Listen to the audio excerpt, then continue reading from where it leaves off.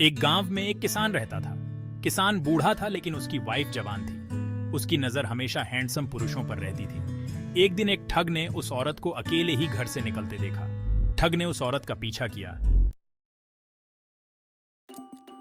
जब वह औरत एकांत जगह पर पहुंच गई तो ठग उसके पास आया और बोला, मेरी वाइफ का देहांत हो चुका है और मैं आपको पसंद करता हूं, आप मेरे साथ चलो।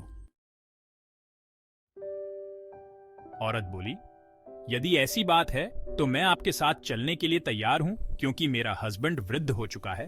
वह हिलने डुलने के लायक भी नहीं है। उसके पास बहुत धन है। मैं उस धन को ले आती हूं जिससे हमारा आगे का जीवन आसानी से व्यतीत हो जाएगा। ठग ने कहा, ठीक है, कल सुबह तुम इसी स्थान पर आ जाना, फिर हम यहां से आगे साथ चलेंगे।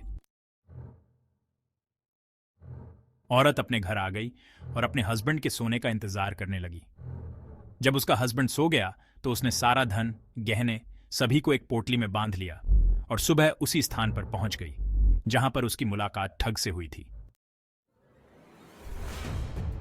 दोनों ने उस स्थान से आगे की यात्रा एक साथ शुरू की। गांव से आगे काफी दूर तक चलने के बाद रास्ते में एक गहरी नदी आई।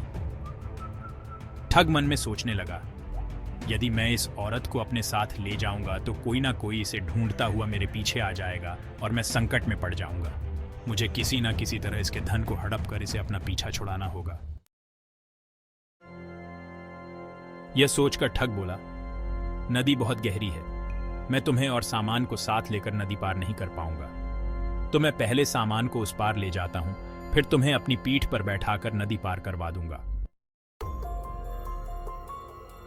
औरत ने उसकी बात मानकर धन की पोटली ठग को दे दी। ठग बोला, तुम्हारे गहने और भारी वस्त्र भी मुझे दे दो ताकि अगली बार नदी पार करने में आसानी होगी। औरत ने ऐसा ही किया जैसा ठग ने कहा। ठग सारा सामान लेकर नदी के उस पार चला गया लेकिन वापस नहीं आया। औरत अपने कर्मों के कारण कहीं की नहीं रही। शिक्षा, अपने हित के लिए गलत मार्ग कभी नहीं अपनाना चाहिए।